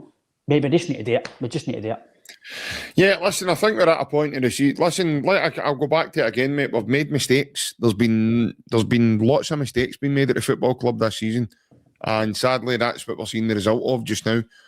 There has been money spent, but some of it's not been spent wisely enough. And listen, that happens. That happens. Hands have went up. They've now, in my opinion, they could have let it dwindle on. They could have done so and really endangered us. They've now brought Martin O'Neill back to the football club a second time. Okay, people are saying they should never have let him go the first time, but we didn't know how the Wilfred Nancy thing was going to work out. But it never worked out. So we need to look at that as well. We need to say, right, we've made mistakes, definitely. There's no getting away for that. And that, and where we go for here is we try and learn from that. But we're now in a pickle, Ryan. We've got an interim coaching team there who we don't know if they're going to be asked to be kept on. Again, it all depends on how the outcome of this season ends. By the way, there's still a potential chance for Celtic to win a double. And this is as crazy as it gets now, because things haven't been rosy this season. But you picture the scenes if Celtic were actually to win the double. You know, I know we're probably sitting here going, right, but that's a million miles away, JP. And fair enough, I agree. But there's still an opportunity there. We're through to the next round of the Scottish Cup, and we've got a title chase. So I think we're at the stage now where we have made a lot of mistakes, and we have, you know, but we need to now get on with that. And there comes a point, Ryan, where us as fans, them as players, everybody else, I think we just need to, at some point, we need to get together, and we need to start charging on now towards the summer. Now, I agree with you. I don't disagree with you in terms of there's work to be done and things like this. But that's, for me, mate, that's not what's essential just now. What's essential just now is us to win these games. Now, I do think whether it's loan deals, try before you buy, or whatever, I do think Martin O'Neill will come in, will bring players in. He will manage to get players in the door. I do think one or two will win this week. I've not heard anything, so don't start asking me questions. I've not heard a thing. I'm just taking from the way Martin was speaking. He seemed as if he was speaking through being informed. I would imagine that meeting tonight was a progress update on something that they were doing. It had to have been. Otherwise, yeah, you know, what's the point in having the meeting? So, but my question would be is, you know, why is the club so quiet around things? You know, what again, Martin O'Neill seems to be the only spokesman around the place, and seems to be the only man that's coming out and talking, and he's getting put in front of cameras. In my opinion, mate, they had a great opportunity in a fan media. That's what Don Mackay set up when he came in, for the fans to go in and speak to to find out what's that. They can't tell us everything, right? They for certain legalities and everything, and they're never going to come out and say, we're chasing this guy, or we're chasing that guy, or we're doing this, or we're doing that. But we've made a lot of errors this season as a collective, from the summer right up to now. And we're trying to make amends for that. So that's going to now, but that comes at a price. You know, we brought in a manager, it failed. We've had to pay him off with his coaching staff. So the players, Celtic were always going to have to be diligent in this window anyway, regardless of what way we tried to invest in the squad. There is ways to supplement the squad, definitely. But Celtic were never, even, I mean, I didn't have any expectation for Celtic to go and spend millions and millions of pounds in this window. I knew it wasn't going to happen. I do think they're obviously going down a different road to try and get players in, but I can understand why that is as well. And it is crazy. But again, that's where Ryan, I keep coming back to the reality of this is a moment we're in, mate. We don't want to be here. We certainly never asked to be here. But this is where we find ourselves, mate. We're now in a moment, mate, where we need to put our sleeves up, mate. And I think, in terms of, we need to start getting behind them and getting behind the team and really starting supporting some of the guys. Because some of the guys in my team now, mate, have lost confidence. They've lost confidence. And they've took a battering for pillar to post. With fans, with all these kind of different media forums and the media. Some of it's been self-inflicted. But, some of it's, in my opinion, a bit over the top as well. And by the way, Celtic have won games when this has happened as well. So, I get the emotive side of it. I get all that, Ryan. But I just feel as if now we need to just galvanise together and start going towards the summer and be behind the team, because if we're no, fundamentally, mate, I think they're the ones that are going to suffer. And they're already suffering, Ryan, because of the mistakes that have been made. You can see it.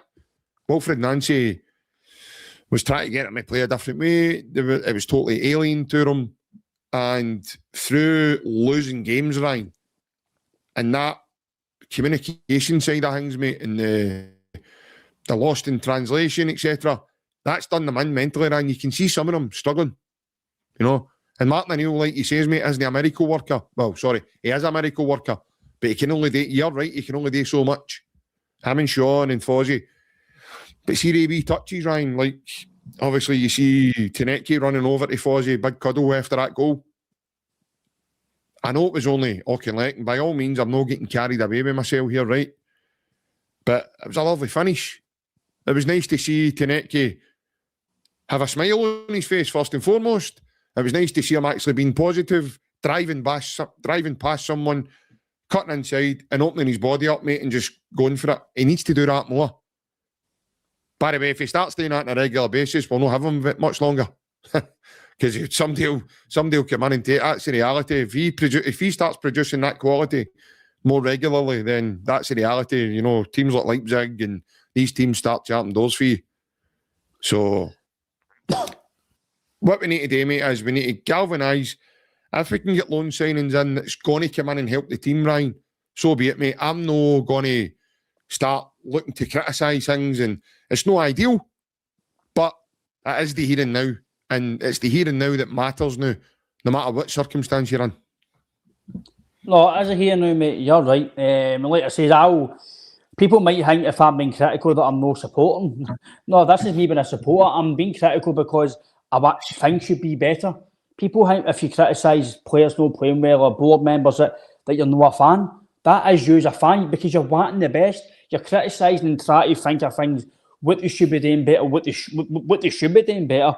We all know things should be better and players should be playing better. And see us as fans, right? If you see me go to the game, mate, you go there full of expectation, support the team. But ultimately, see if the players aren't playing well. There's only so much us as fans, you can support, cheer it, come on. But see if they're no maybe putting in a tackle, they're no creating chances, they're no. Us as fans, you're not going to react to it, mate. You're going to sit and go. Yeah. Sorry, I just want to reply to a wee comment for Regina. Regina said, JP, they're struggling. They were struggling under Brendan Rodgers as well. Fans were criticising Brendan as well. Yeah, and Regina, see, to be fair, every right to criticise Brendan. Because Brendan orchestrated some of this negativity as well with some of his actions. That's why you've seen Dermot Desmond coming out and hammering the guy. So Dermot obviously thought that Brendan was culpable for certain things that were going on that we're no privy to. We didn't see what was going on. But when you're sitting in a presser and you're calling your players Honda Civics, by the way, these are guys that went to battle for you and won quite a few trophies for you. Imagine if they never won anything under them, what would they have said then? You know, so when you've got your coach coming out and calling you a Honda Civic, it's no good. It definitely isn't good. And yeah, Brendan had 2 really good years, Ryan, previously to that as well. It was just really unfortunate, mate, how things went from, like I say, the Scottish Cup final, and then how they unfolded, and then we lost to Kyrat. And I think, I'll be honest with you, Ryan, I think that's what started all this. I think that the loss to Kyrat really, really dampened a lot of their minds, mate, and really, it's maybe still playing on some of them as well, mate. The Kyrat performance didn't help me. And then even after that, the way the window went, it just didn't help. Again, I've said my piece on like Brendan leaving and Dermot Desmond. I thought the statement for. I'm not going to go back and everything because I'm not trying to be angry because no, I'm just saying. But for me, the statement for Desmond was I still can't believe it done it. But it's in the past. I've not got a bad word to say to Brendan in terms of listen, he left the way he left. We don't know why he left. Was he getting sacked? Did he say I've had enough? Did they not like what he was saying? I don't know. But at the end of the day, the first time he left, I was really angry. But the second time, I can kind of understand it. And I think the way the club has been so far since he's left, I think, personally, it's just my opinion, I don't think Brendan has to say anything. I think what's happening's, it's been kind of, I think it's kind of showed up why he's left. So, but that's in the past. Listen, like you say, JP, we we need to gather now as a fan base. Like I says, I'll support the team all the way. If I'm being critical, don't anybody think I'm being critical because I want to be negative. I'm being critical because I'm trying to support the team. I'm trying to think, let's get better here. Let's get better players. Things need to be better for us to progress. And like I says, I'm not going to go on here and be doom and gloom anywhere because there's no point. I've said what I've said about what I think about the board. Things need to change. The recruitment process got to change. The process, the speed we do it, the quality of players we bring in has to get better. No development players, but it is what it is. Whoever we get in the January window, JP, they need to be good players. We've got a massive game on Thursday. Don't forget that, because one thing I don't want us to do is go there and get absolutely mauled, because that doesn't help any situation. Go there and put a good performance, but we can still qualify for us, by the way. You know, Bologna on the Barcelona, they are a good team, by the way. Listen, very good team. They're playing at a very high level in the league. Obviously, they're doing as well as they were a few months ago, but they're still a good team. They've got a hard game. See if we go down and get a draw, by the way. I'm happy with that, because it sets up potentially qualify to beat Utrecht at home. So, listen, we're still able to qualify with this. People might go, Ryan, I don't care. I want the league. That's fine. Listen, I'm probably agreeing with you on that. But we can't go there and get battered. We need to go there with a good performance. If we get beat 1-0, 2-1, listen, fine. We come back to Celtic Park, we go on Sunday at Tynecastle, and we go and hopefully beat Utrecht. But good performance on Thursday, and then hopefully JP on Friday morning, Friday afternoon. I know I'm critical. I'm trying my best not to be. I'm trying my best now. I can't be critical anymore. I've done it. We've done it. Like JP says, from now on, no matter who we sign, I'm just going to go, right, we just need to support these guys who we sign. It's not their fault that they're coming into the last week of the window, last 2 weeks. We just need to go on with it. And let's just hope we get a good performance on Thursday, JP. And then hopefully we've got at least 2 players in by Tynecastle, and we can go and win the game and hopefully go on and win the league, mate. That's the most important thing. Yeah, no, 100%. First and foremost, I want to clear up my Brendan Rodgers comments. I wasn't downing Brendan for... I wasn't blaming Brendan totally for what's happened this season. I was talking about the players' confidence. So my thoughts were on what I was talking about with the players. I feel as if some of the players have lost confidence. So, and I says, well, Brendan didn't help that when he calls him a Honda Civic. So my thoughts were simply on the players when I was saying that, not about Brendan, because it's been a collective of errors that's got us to this point. In the hierarchy need to take quite a lot of that. They've put guys in place who have come into the roles, and they've made a lot of mistakes. And we've, you know, they've made a lot of errors, and they've hired guys, managers who have come in and they've not worked. So ultimately, it's cost us time. That's the key thing here. The time has been cost, because, you know, if Celtic didn't have lost these 6 games and we still had Martin O'Neill, I fundamentally believe, Ryan, if we had Martin O'Neill, mate, we'd have one trophy in the bag now. I'm not saying we'd have beat Roma, but we would have beat Hearts, and we would have probably won that Glasgow derby. So that's how confident I am, because the experience tells you he's won his 10 domestic games that he's played in. So there's nothing there to tell me that we wouldn't have continued winning. So I go back to it, mate. I still think some of these guys are really good players. No, Benjamin Nygren's a Sweden internationalist, right? He's got 12 goals this season for Celtic. So you don't become a bad player. There's also been games there that they've played good football in, Ryan. Albeit it's been maybe 45 minutes here, 50 minutes there. They've not done it for the full game. But they're capable, is what I'm saying. A lot of the issue we've got, Ryan, is we don't have a centre forward. If we had somebody like even Big O, by the way, right now, the form he's been in Belgium, if we had him, they knew, a different ball game altogether, Ryan. And if we had a guy like maybe Giacomakis or a Kyogo when they were at Celtic, teams would have get battered left, right and centre with some of the chances. Look at the first half against Dema Krosovata. even the first half against Hearts before they get the goal. 2-3 up, Ryan, and when you do that, mate, you take a game away from teams. I know it's all right sitting here in hindsight and saying that now, but that's the reality. That is the reality. I'm not telling any lies, mate. You go back and you analyse the games, you see the chances that we're creating, and yeah, you know, it's there. If Celtic had a decent striker, and I'm not talking about, you know, an Adriano or I'm not talking about something like that. I'm talking about, you know, if we had a Gary Hooper, or I'm talking about profiles of players that have been with us, and even Big O. I mean, Big O wasn't the best when he was there, but I'm even going to go as far as to say, now obviously his season's changed, right?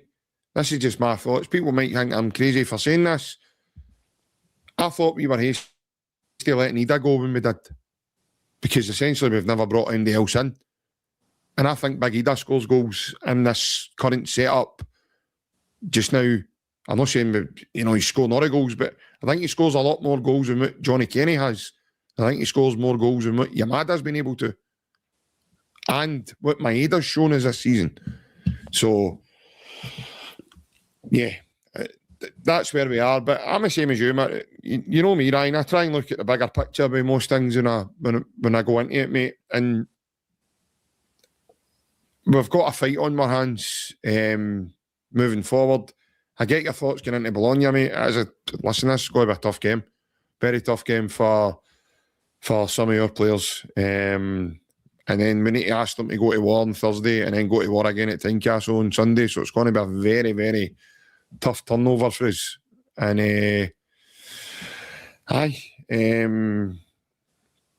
it's, you know, life at Celtic, mate. I've always said to you, there's never a dull moment when Celtic seems involved, mate. They always give you something to talk about, they give you something to moan about, and they give you something to cheer about as well now and again. So, that's the life at Celtic, mate. The striker situation, mate, I've always said, mate, again, people might say I'm biased because I played there up front, but for me, the most important position in your team is your striker, because I think you live and die by your striker. I think that's the most important. For me, it's the hardest job, because if a striker doesn't score goals, no matter what he does, good linker, he's going to get absolutely criticised. Listen, being there myself, you can have a good game and create chances and link up and play, but if you're not scored, then it's not looking good for you. So, again, on Ademida, I didn't rate him, but I agree with you that, again, but that falls on the hierarchy. They sold him under Brendan's nose. So, see everything that's happened right now at the club, right? It's not going to take a long time. Do you think Brendan says to him that? Do you think Brendan was talking about that, but and maybe saying, listen, he's not, because at that point, Ryan, he wasn't really starting a lot of the games. He wasn't playing a lot of the games. Do you think Brendan maybe says, listen, he's going to fight a favour this season, or do you think there was something involved there? I just find it weird why they sold him on. But it's a similar situation with Crystal Palace, where Oliver Glasner is sold. They're just selling Mark Gahey, and they sold Eze out of his control when he said they're not gone. Yeah. They're not gone until we get in. They sold him. Similar to Celtic, he came out and says point blank, I don't want either sold until we get the placement. It's not Brendan Rodgers that sells him. It's not he that sells himself. It's the board that accept the bid, and Aidar's obviously going to go, well, they don't want me here. They're telling me to go, so I'm going to go. So everything in this football club, by the way, isn't going to take long to fix. See if a person who, if it's the board members, if it's a manager who takes control of everything, whoever it is, I'm not saying it's an easy fix, but it's not a long fix, by the way. See if you get people in the boardroom who are football men as well, and businessmen who are maybe better at their job as it stands at the moment. This won't take long to fix. This is all fixable stuff that's happened at Celtic. It's stuff that might only take 6 months, even less than a year to get fixed, but it's got to be done astutely, it's got to be done due diligently, it's got to be done properly, and it has to change. But on the rest of the season, mate, we just need to go. Good performance on Thursday, and then listen, the game on Sunday can make or break your season. You don't want to draw the game, but draw keeps you in the title race. It keeps you there, keeps you going. You've still got a few days in the window there, but if you get beat, I think 9 points. Even me, I try my best to always say Celtic or this, Celtic or that. Don't worry, we'll still win. I think I need to really, really take stock of where we are. And if we don't win the league, if we don't win the game on Sunday, then it does very much hamper your title aspirations. But you still go to Ibrox, you still play Hearts again, probably at Celtic Park. I think it's at home, so it's still there. But you then need a few slip ups, which can happen. Listen, we've seen it. I think we were 4 or 5 points behind Rangers. Happened to them. So listen, it's no gone, but it will be a task. But listen, all positivity, get a good result hopefully on Thursday, good performance ideally at least, and then Sunday's a massive one, and you go and win that, mate. For me, I'll put my neck in the line. If we win on Sunday, I think you have massive chance of winning the league. For me, the momentum's to Celtic, and then hopefully you get 1 or 2 men in the door to help you. But the window for me, mate, whoever signs the best players in this window wins the league. I think that's me being honest. I think if we don't get enough quality, we don't win the league. Because these players can only do so much. And I think where they're the new confidence levels, I think they're all where they are. And they need help, mate. And let's just hope we get it. Yeah, 100%, mate. That's what we're all hoping for. We definitely need an injection. It's as simple as that. We definitely need a centre forward and a right winger coming out of this window. I think my midfield's fine. I think there's enough there to see us over to the end of the season. But then you're probably like the 1 or 2 there, and you're maybe going to need to address that situation. But Sheena O'Shea, you are in. She says, is there any bids for any players at Celtic? We've just found out tonight that Arne Engels is on Leipzig's shortlist. But Sheena, were you meaning, has Celtic made any bids? There has been a source today that Ryan mentioned earlier on about the lad from Crystal Palace. Celtic explored the deal for a loan deal.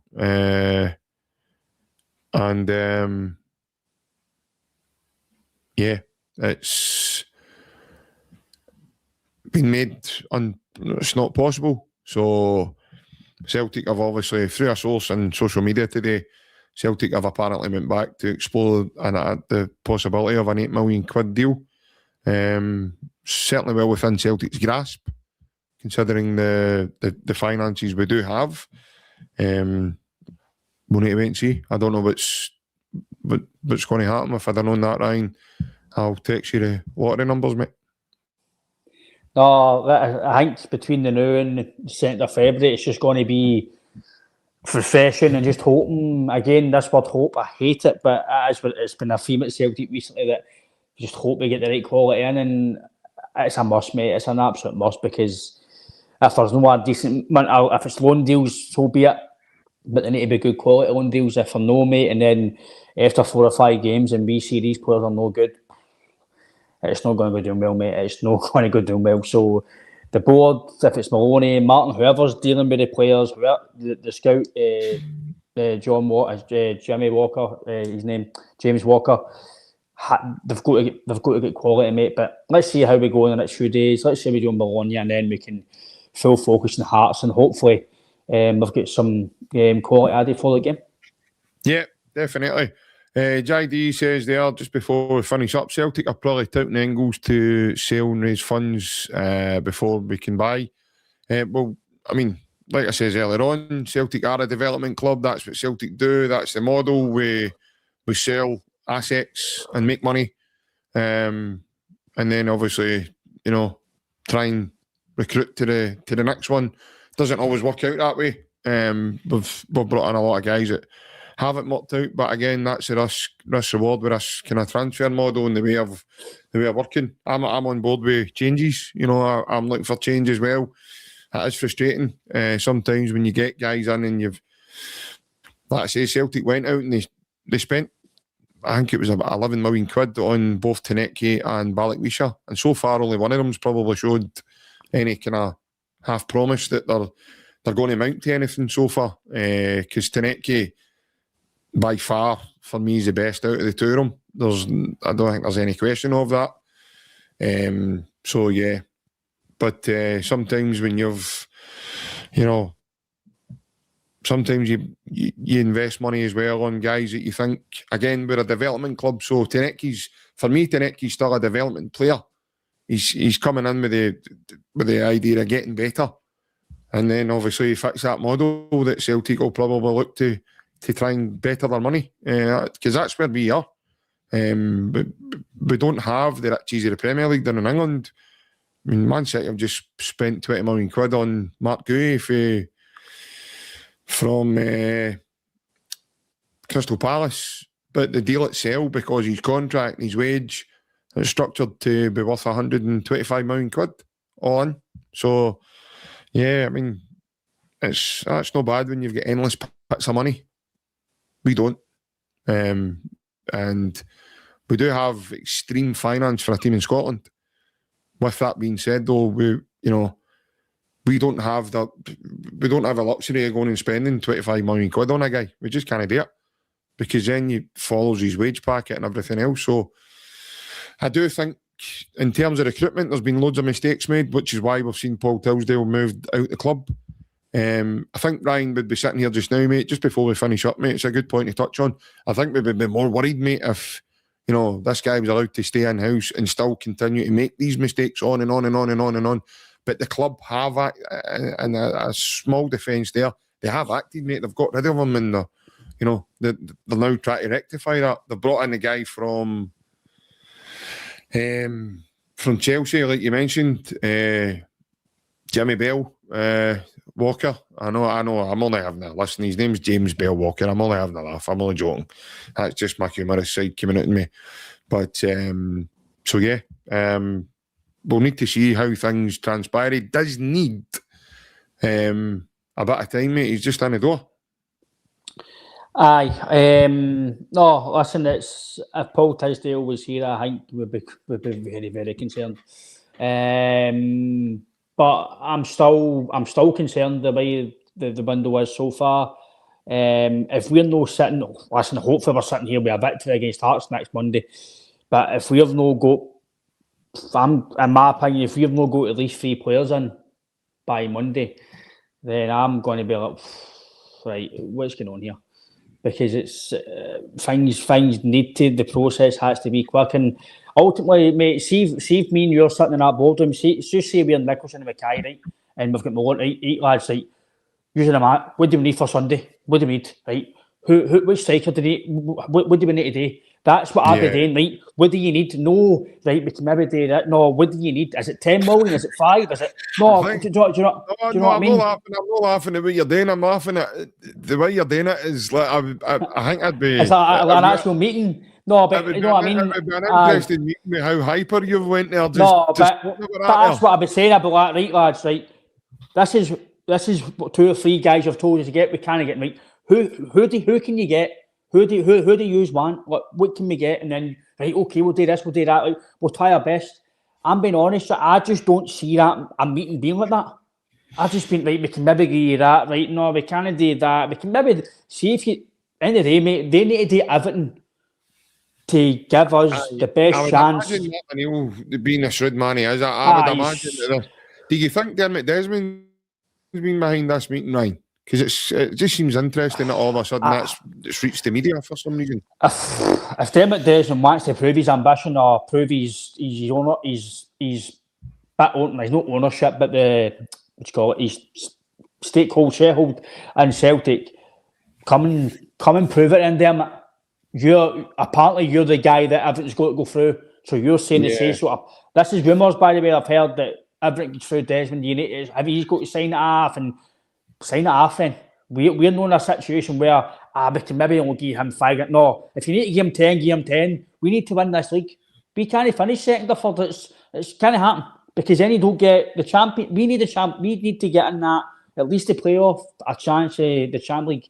We need it. So financially for the future of the club as well, we need to be in Europe. So listen, mate, let's just hope by next Monday we've got a win against Hearts and a few signings to talk about. Ideally it'd be good to chat about him as well, instead of just saying, the board this, or we're not playing well, Hearts, we want something to speak about, because right now all we can talk about is what we've got to talk about. So he's a signing to go, yes, we've got a signing, yes. No, do you know what I mean? I know that, mate. No, 100%. We need a wee bit of a mere feel-good factor. Last question before we finish up, definitely. Big Dommy says, how can clubs like Club Brugge, which are much smaller, do so much better in Europe? Well, first and foremost, Dom, Club Brugge, in my opinion, again, this is just my opinion, they certainly play in a more funded league than Scotland. Their league makes a hell of a lot more money than what we do. There's a lot more clubs in their league could potentially win the title. There's much more TV revenue. That's just how impressive Celtic having the money in the bank they do have on that side of things, because we generate next to nothing here in Scotland. So, and the TV package isn't a lot either. So, they generate that. But in terms of doing better, well, we got to the knockout phase of the Champions League last season. They're sitting at the bottom three of the Champions League table just now, Ryan, give or take. I think they've been absolutely slaughtered this season, haven't they? I don't want to say. I couldn't tell you. Well, there you go. I mean, JD's just come in and kind of backed up much more what I was saying. Brugge pay up to 70 grand per week on top wages. Here's an example. They spent over 50 million quid in the summer transfer money there. Just when they slaughtered that mob across the water as well. They spent over 50 million quid on the squad. They can spend out guys like 20, 25 million quid. Celtic can't do that. They cannot do that. We sell guys for that. We cannot go out. That's the reality. That's what we're dealing with. I know it's no nice to hear. We all think Celtic's a big, massive club and blah, blah, blah. It's mental. It's absolutely mental. And there you go. So Belgium is a much bigger country than Scotland as well. So, yeah, listen, I've always... This seems to be a thing, Ryan, that you see when things start going wrong and you don't start doing things well enough. There seems to be this necessity to look out at other teams and start thinking that, they're the benchmark. Celtic should look to do this. Celtic should look to do that. Fundamentally, mate, in a business sense, right? Now, we can all agree that things need to change, and I'm on board with that too. But fundamentally, in a business sense, Ryan, it's absolutely remarkable for Celtic to have the money they've got to even be in that predicament. Now, I know we're all sitting here saying, right, we need to spend some of it, we need to do this, we need to do that. The club do spend money, but they've got to be wise in the way they do it, right? We can't go out and spend 15 million quid on a guy, because then becomes his big wage packet with that as well. And if he starts getting 50, 60 grand a week, hold on a minute, Cal McGregor's going to be like, I'm a captain, how's he getting that? So it brings a hell of a lot of problems that comes on top of that with you, mate. I'm not saying it would never happen, but Celtic would probably need to get into something like an Atlantic League or, I know this is mental, down the road.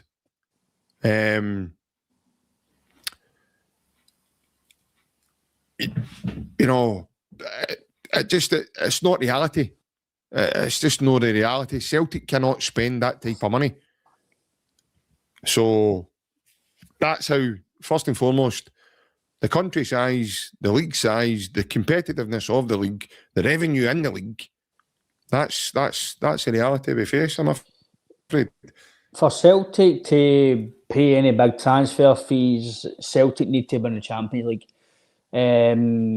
Celtic to spend, if it's like money in Engels again, etc., Celtic need to win the Champions League, because ultimately, this is the way I see it. Nicholas Kuhn, guys like Matt O'Reilly, Kyogo, they wouldn't be getting sold for the money the money that they did if they weren't playing in the Champions League, or even the top end Europa League, because doing well in Scotland's not going to get you a 40 or 35, 30 million pound move. It's not going to happen. Yeah. But if you're playing every week in Scotland, just say Maeda, right, for something, you get 25 goals in Scotland and he scores 6 goals in the Champions League with maybe 3 assists, and he's lighting the world up in Europe, he'll get a move in next season, or he'll get bids. It happened with Nicholas Kuhn. Now, Nicholas Kuhn's not doing well at Como, but because he's done well in the Champions League, everybody's seen it. Wow, this guy's brilliant. You'd Leipzig want him, Como want him. That's how Celtic are going to generate selling players. Tell you what, Barry, see if we don't get in Europe next year, forget your major assets. You'll hardly have any major assets. That's McGregor's getting older. Unless Azor Johnson has a good World Cup, you'll not sell him. So we need to win the league, and you need to be the best team, because if we are sitting second or third, etc., you're not going to get guys going for 15, 25. It's not going to happen. So we need to be in Europe, and we also need to. I think eventually, I think it was actually Gabby. It might have been Gabby Abongo that said this. I don't know if it was a Gabby, but it was definitely somebody in TalkSport. Yeah. Was it last year? And I'm going to agree with him. People might think I'm crazy saying this, which is fine. But eventually, we will have to spend 15, 12 million pound on one player. We will need to do it eventually to get a quality player that's going to strive at the next level. We're going to need to do it eventually, and it's who you date for. Is it an Engels again, or somebody that's going to be? Maybe I'm talking nuts. I could be, but I think it could be something that might need to happen. I think Celtic Rangers will need to do it. I think eventually to get a sort of player that might take you to that next level. So instead of spending £3 million or £2 million on Yamada, you might need to go and spend £12 million on a top striker, and it might need to break your balance. It might need it for one season, but see if you do it for that one season, it's the repercussions that actually what that guy's got to do for you. He might score you 30 goals and get you in the Champions League, and he's paid his money back. So it just depends on the equipment. I think the club have certainly learnt a lesson with the kind of big, because they've done it with Engels now. Regardless of whether people say Engels wouldn't have been that much if they'd assigned him a week or two earlier, they paid £11 million for him. So regardless of why that transfer came about, they paid that money for him. The fallout for that has been remarkable, because fans don't rate him. They think he's a dud. Celtic fans have said this. They've done the same with Adam Eder. Rewind the tape back a couple of months before that, before we even signed Eder. Fans were nearly jumping off the Kingston Bridge at the thought we didn't have an option to buy Adam Eder after the loan deal he just had. So this is what I'm saying, Ryan, about the way things are. But I think it's one of those things, mate. We could go on and on and on. But sadly, mate, we're at the end tonight. So yeah, it's maybe for another day, mate. With Celtic, mate, you could talk about topics for hours, and it's just that it's football, mate. You can delve into everything and go on for a long time. But like it says, we'll be back on during the week, obviously, with big performance, hopefully on Thursday. Hopefully, we'll get some signings to talk about the next time we're on, and we can hopefully have a good positive chat about how they're going to manage the league. So we'll go for there. Yeah, 100%. I want to say a massive thanks to everybody that's joined us tonight as well on a Monday night. Thanks for staying with us. Thanks for all your comments. I do apologise I've not been able to get through a lot of them. There's been some interesting points, some things, interesting comments as well for the other side of the city. Just amazes me when Celtic maybe not having the best of times, and this is the only time you hear from him. And I can afford to smile with it, Ryan, because it doesn't happen very often, mate. So this is what, and see, whenever we beat big teams and we get good results against big teams like Barcelona and challenging Bayern Munich, we get excited and all. We maybe get carried away and we say things.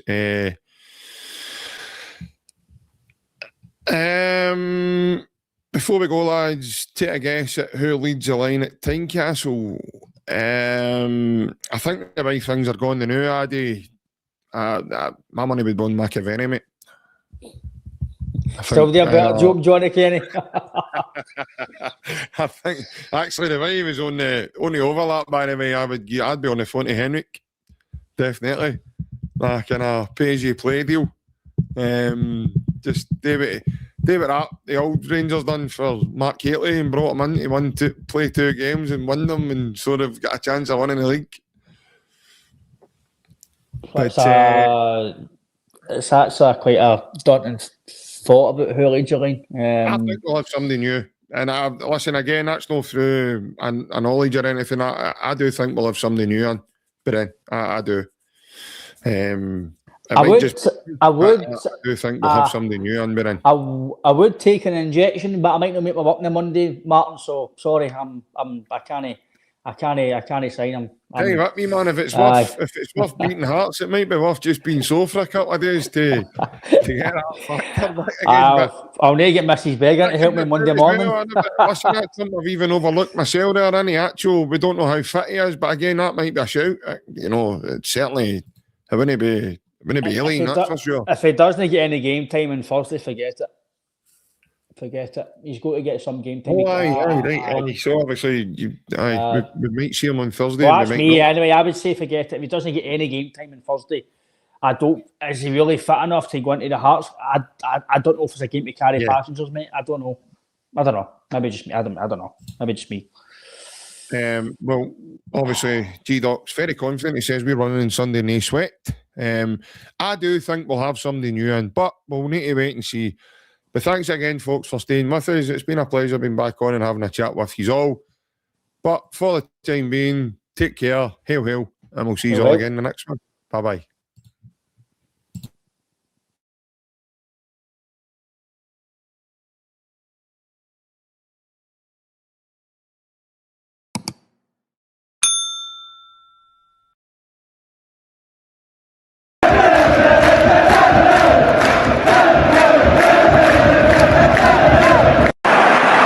Up Larsson here.